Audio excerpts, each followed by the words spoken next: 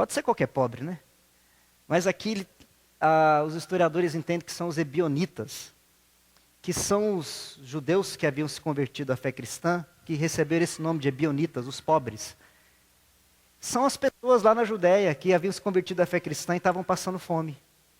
Veja que Paulo vai escrever para a carta aos Coríntios, para Éfeso, também para Colossenses, Tessalonicenses. Para todas as cartas, Paulo vai pedir para os gentios, as igrejas gentílicas, guardarem dinheiro, fazerem ofertas, para que pudessem ser remetidas aos pobres da Judéia. Veja que Paulo vai cumprir cabalmente isso.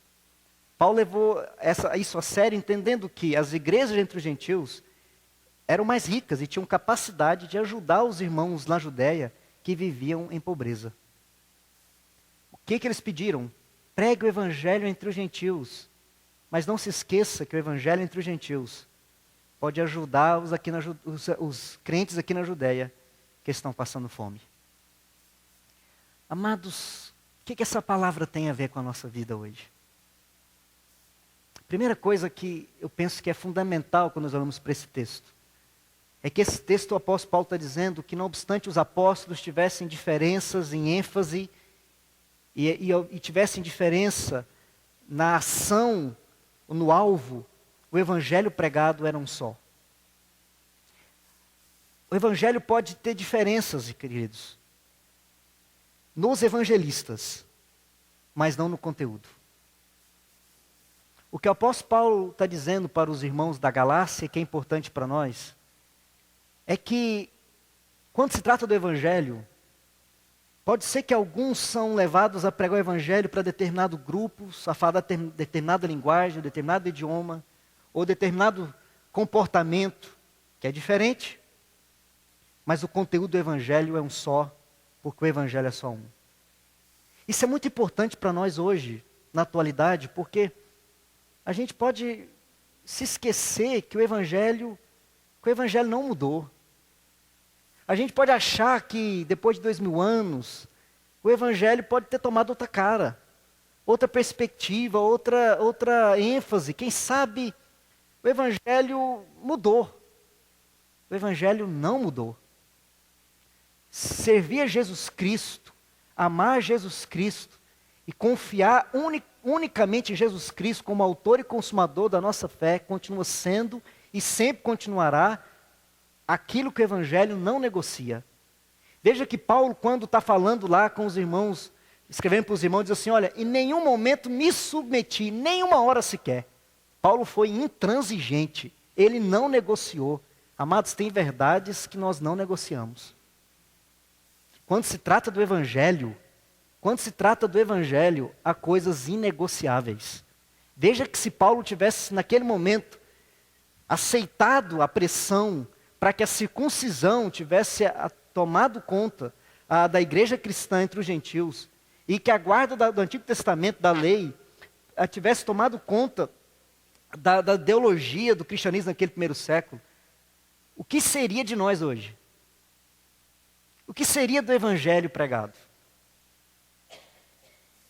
Eu só queria lembrar para você que, infelizmente, o evangelho da Judéia não progrediu. Os ebionitas perseguidos, infelizmente, se afastaram do evangelho. Por conta da influência judaica, se afastaram da essência do evangelho.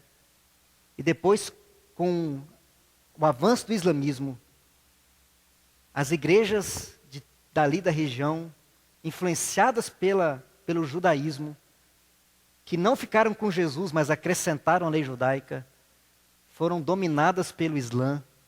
O evangelho que chegou até nós foi o evangelho dos gentios e não o evangelho dos judeus.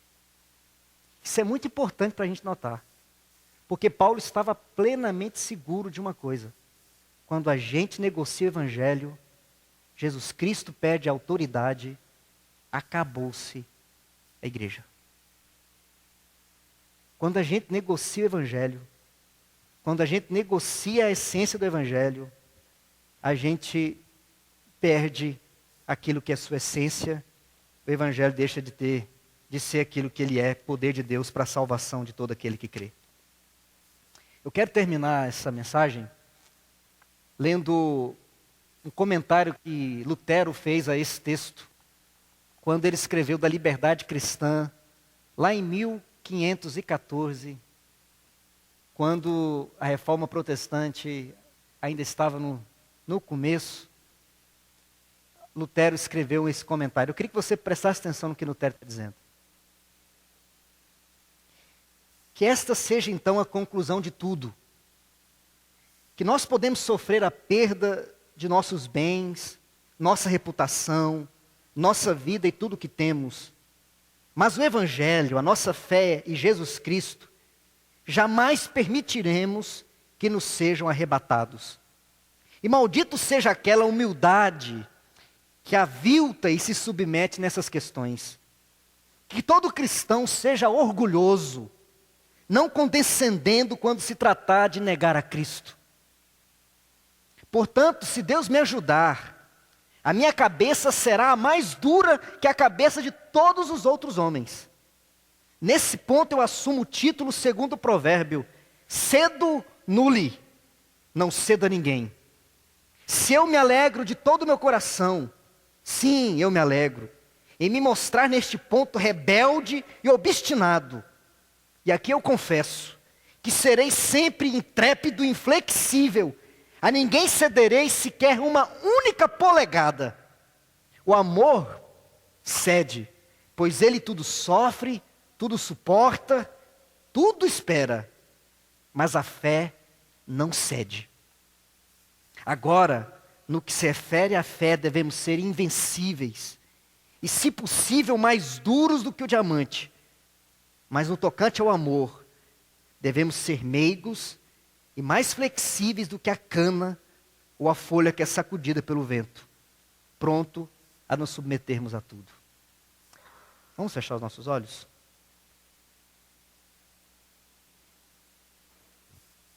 Senhor, dá-nos a compreensão desse evangelho precioso, esse evangelho da graça, ao que Paulo, de maneira tão maravilhosa, nesse texto que nós lemos, nos diz que por um momento, em nenhum momento, sequer cedeu às pressões para que ele fosse mudado, alterado, diminuído. Louvado seja o teu nome, Senhor. Porque esse evangelho precioso da graça, é o evangelho que nos salva, é o evangelho que nós aqui nessa noite estamos dizendo que é o motivo da nossa salvação, porque Jesus Cristo se deu por nós, pelos nossos pecados, para nos tirar da escravidão, para nos trazer a verdadeira liberdade. Louvado seja o teu nome, Senhor. Porque esse evangelho puro, límpido, maravilhoso, gracioso, fruto do teu amor, é o evangelho que nos liberta. Esse evangelho que nós queremos não apenas amar, mas honrar, defender, porque é o evangelho da nossa salvação, é o evangelho que também pode salvar as pessoas que estão nas trevas tão medonhas. Somente este evangelho pode salvar. É por isso que nós te louvamos, porque podemos ler esta palavra essa noite e trazer à memória o evangelho que nós dizemos crer. Para que nós hoje, igreja, aqui, Igreja Presbiteriana Independente Central de Brasília, e a Igreja de Jesus Cristo nesse país, que nós possamos erguer a nossa voz e dizer: a ninguém, a nada nos submeteremos quando se tratar em negar o evangelho do meu Senhor Jesus Cristo. Porque esse evangelho é o que me salva, esse evangelho é o evangelho da verdade e da vida. E eu não me submeterei a nada e a ninguém que usurpe o poder do meu Senhor Jesus Cristo. Faz, ó Deus, que esse sentimento esteja no nosso coração, para que nós também possamos honrar esse evangelho na nossa vida, no nosso trabalho, na nossa escola, onde quer que estivermos, que esse evangelho de Jesus Cristo não seja apenas aquilo que nós cremos, mas aquilo que nós vivemos, aquilo que nós pregamos. Faz essa verdade acontecer na nossa vida, Senhor, para que nós não estejamos como os gentios, que andam à procura de tantas coisas, desesperados, angustiados e sedentos, porque não encontraram a fonte que dessedenta a sede. Mas nós encontramos a Ti, Jesus. Nós temos a Ti a água que mata a sede, que nos dá sentido à existência. E nós não, em nenhum momento, negaremos aquilo que cremos, porque cremos em Ti, Jesus. Faz que essa noite esse sentimento esteja no nosso coração, Senhor. Num tempo em que o Evangelho tem sido rasgado, espoliado, machucado, ferido, subtraído, adicionado. Ó, nos faz enquanto igreja amar esse Evangelho da graça, esse Evangelho do poder, esse Evangelho da salvação, esse Evangelho que é dom de Deus para a salvação de todo aquele que crê, primeiro do judeu e também do grego. Esse Evangelho do qual eu não me envergonho, porque é o poder de Deus. Faz, ó Deus, nos amar esse Evangelho, para que essa palavra das boas novas da salvação seja a palavra que mova a nossa vida e as nossas decisões em todo o tempo. Em nome de Jesus. Amém e amém.